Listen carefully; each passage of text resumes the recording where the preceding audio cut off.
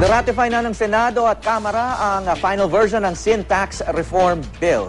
Sa Senado, nakalusot ang panukalang batas sa botong 10-9.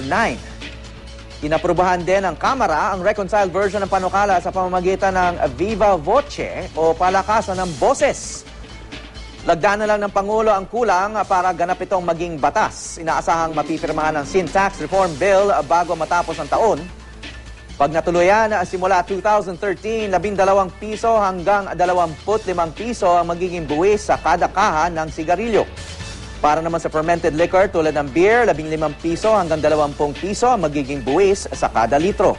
Ibig sabihin, ang kaha ng yosi na dating mabibili ng 30 piso, sa susunod na taon ay mahigit 40 piso na.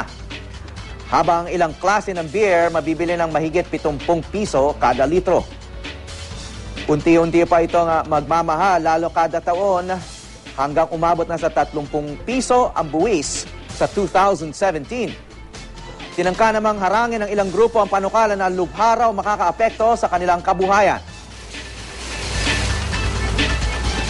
Kung i-implement ito, sigurado mawawalan kami ng puhunan sa dulo, mawawalan kami ng paninda, mawawalan kami ng kabuhayan, mamamatay ang aming mga pamilya. Cliffhanger.